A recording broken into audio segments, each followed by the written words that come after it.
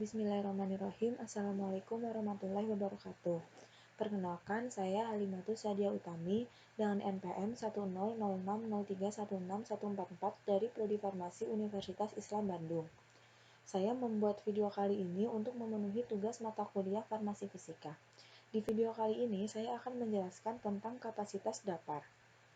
Dapar atau buffer merupakan campuran dari asam lemah dan basa konjugasinya membentuk garam yang dapat mempertahankan nilai pH apabila ditambah sedikit basa atau asam.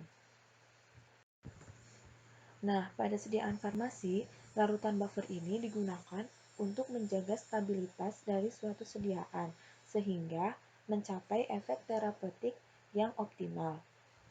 Kapasitas dapar adalah besarnya penahanan perubahan pH oleh dapar atau perbandingan penambahan basa kuat atau asam dengan perubahan pH yang terjadi akibat penambahan basa. Saya memiliki soal seperti ini.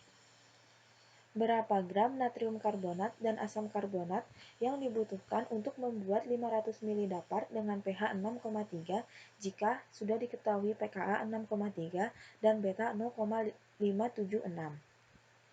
Pada soal sudah diketahui kapasitas dapar sebesar 0,576. Nilai ini merupakan nilai untuk kapasitas dapar maksimal, di mana kapasitas dapar maksimal itu hanya bisa diperoleh atau dicapai ketika kita memilih pasangan yang memiliki nilai pH dan pKa sama.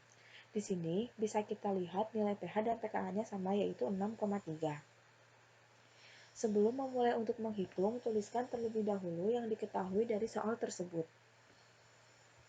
Diketahui pH 6,3, pKa 6,3, beta atau kapasitas daparnya 0,576. Yang ditanyakannya, berapa bobot garam dan asam karbonat?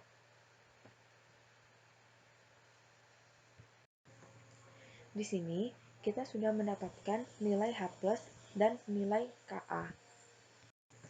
Seperti yang kita ketahui, rumus pH itu min log H+ dan rumus pKa itu min log pKa.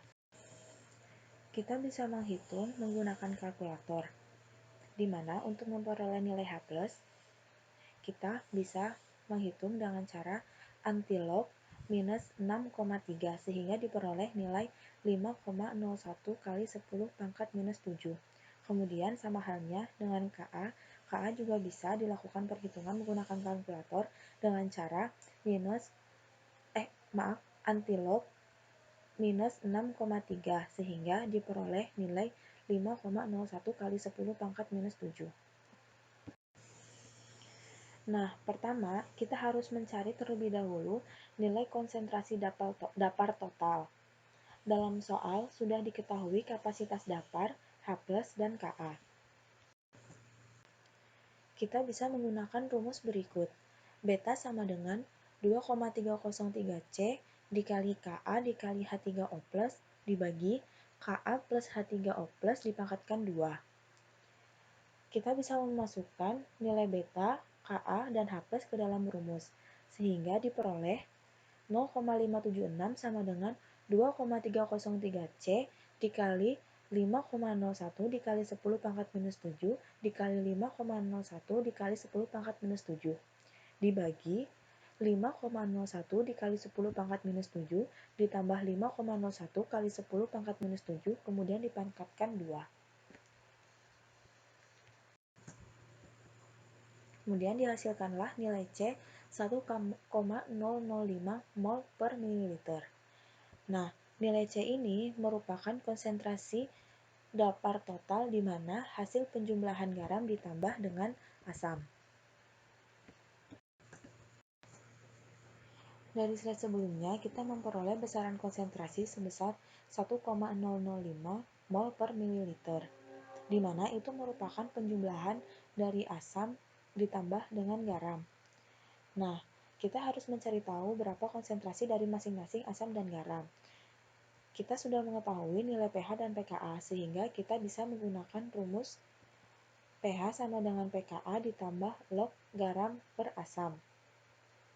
Kemudian kita masukkan nilai-nilai tadi, sehingga diperoleh 6,3 sama dengan 6,3 ditambah log garam per asam. Lalu 6,3 yang ada di ruas sebelah kanan dipindahkan ke ruas sebelah kiri sehingga menjadi 6,3 dikurangi 6,3 sama dengan log garam per asam. 6,3 dikurangi 6,3 itu hasilnya kan 0. Kemudian untuk memperoleh garam per asamnya, kita harus memindah ruaskan log ke sebelah kiri sehingga menjadi antilog 0 sama dengan garam per asam. Nah, antilog 0 ini nanti akan menghasilkan 1 sama dengan garam per asam. Nah, dari sini kita bisa memperoleh persamaan baru berupa rasio atau perbandingan asam dengan garam yaitu 1. Nah, kemudian kita bisa membuat permisalan garam sama dengan asam. Kita bisa menggunakan persamaan yang kita peroleh pertama tadi, yaitu C sama dengan garam ditambah asam, di mana nilai C sebesar 1,005 mol per mililiter. Dihasilkan 1,005 sama dengan asam ditambah asam. Nah, kenapa di sini asam ditambah asam? Karena garam tadi kita sudah ganti pada dengan permisalan kedua yang kita peroleh, yaitu garam sama dengan asam, sehingga di sini garam diganti dengan asam. Kemudian asam dengan asam dijumlahkan menghasilkan 2 asam. Nah, kita bisa memperoleh nilai asam dengan membagi 1,005 dibagi 2, sehingga kita memperoleh nilai asam 0,5025 mol per mililiter. Kemudian, untuk mendapatkan nilai garamnya, kita bisa mengurangi 1,005 dikurangi dengan nilai asam yang sudah kita dapat tadi, yaitu 0,5025. Sehingga nilai garam yang kita peroleh yaitu 0,5025 mol per mililiter. Tapi hasil ini merupakan hasil konsentrasi, belum hasil bobot dari asam dan garamnya. Nah, sekarang kita mencari bobot dari masing-masing asam dan garam dengan cara mol sama dengan gram per bm dikali 1000 per volume, di mana bobot molekul dari asam karbonat itu adalah 62 gram per mol. Kemudian bobot molekul dari natrium karbonat adalah 106 gram per mol. Nah, tadi kita sudah memperoleh konsentrasi garam sebesar 0,5025 gram per mol dan konsentrasi asam sebesar 0,5025 gram per mol. Kemudian, jika kita sudah memiliki nilai Bm dan nilai konsentrasi asam dan garam, kita bisa menghitung masing-masing bobotnya. Yang pertama, bobot asam. Nah, kita bisa menuliskan rumusnya terlebih dahulu. Mol sama dengan gram per bm dikali 1000 per volume.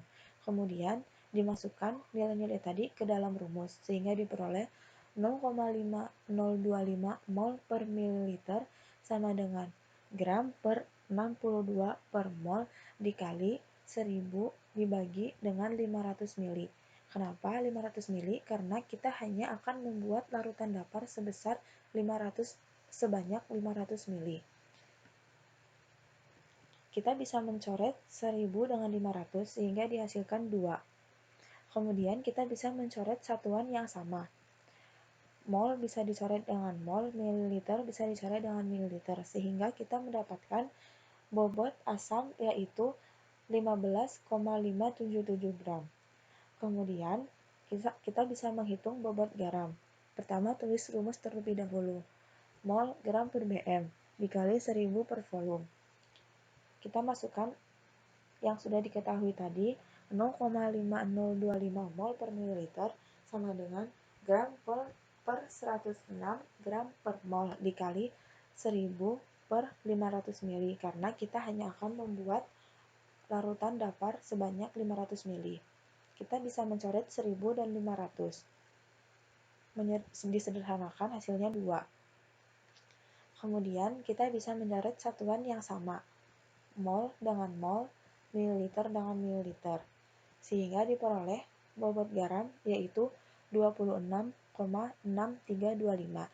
Jadi, bobot asam yang diperoleh sebesar 15,577 gram, dan bobot garam yang diperoleh yakni 26,6325 gram. Sekian penjelasan dari saya.